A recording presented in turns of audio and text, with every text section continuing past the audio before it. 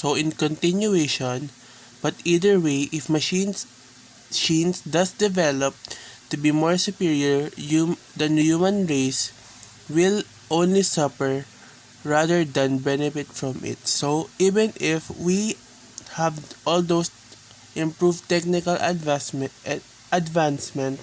it will only cause negatively to be humanity because we are rendered not workable because all of the technology can now do everything that a human can do.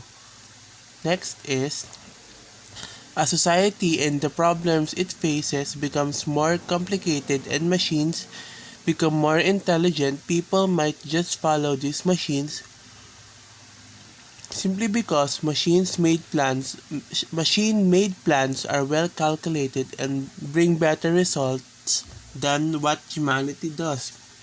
So in the near future, we might fully be dependent on machines because humans think based on what they need and what they want and not necessarily what is good for others. Some of us think that way, but if the technology or machines think for us, plan for us, they will come up with a more calculated plan because they are based on facts and they have a database that they can support those facts with. At this stage, machines will be complete and effective and people are dependent to machines and turning them off would amount to suicide. So it is saying here that if we turn off machines in the near future, then we won't function anymore. And that can be equal to suicide because if we can't function, we can't survive. Next is, human may have gained near immortality by bringing one with robotic technology, but mostly the fear or uneasy only intensified because if the probability of a bad outcome along this path, otherwise the world is in peril, aka end of the world, controlled by humans or controlled by robots. So it is saying here that it is either in the near future it would either be us controlling the robots or robots controlling human being, and that would equal to the end of the world for us. Next is computer scientists succeeded in developing intelligent machines better than human beings can do. Example are two cases might occur in either machines might be permitted to make all their own decisions without human oversight or human control over machines might be retained. So, as it is said earlier that there would be two cases that humans will control robots or robots will gain control over humans. So, it is also said here that the same that it is either human or robots or humans. Next are what were the latest in the 20th century.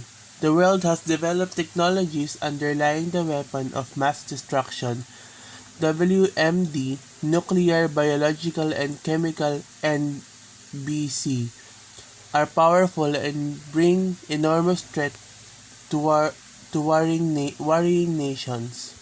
So this is a good example of the statement given earlier that we humans can either make or destroy the future because we are developing nuclear weapons that can destroy other human beings by developing this we are creating war against nations and not peace between nations.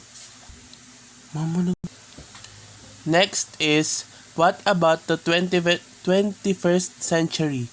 Genetics, nanotechnology, and robotics, GNR.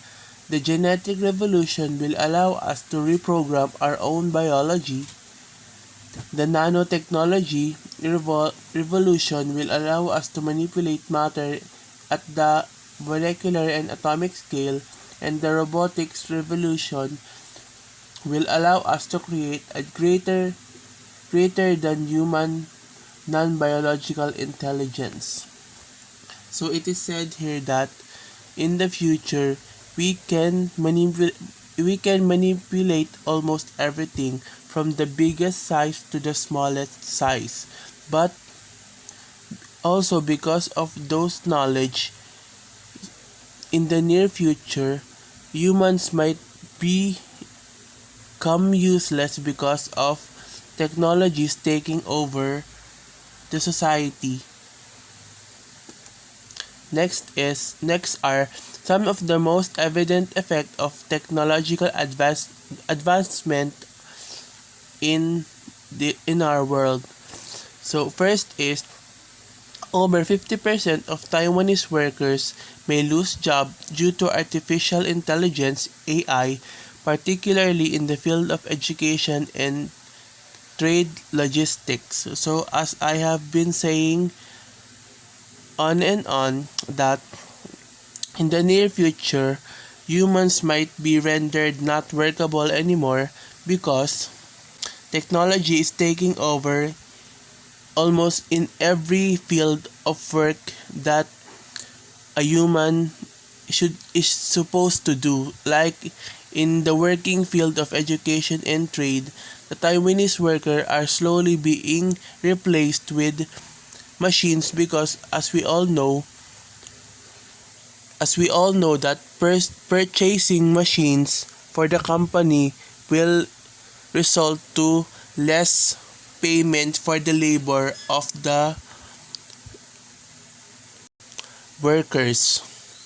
Next is Saudi Arabia has granted citizenship by the name Sophia, made by Hanson Robotics of Hong Kong using artificial intelligence technologies developed by US-born robotic David Hanson.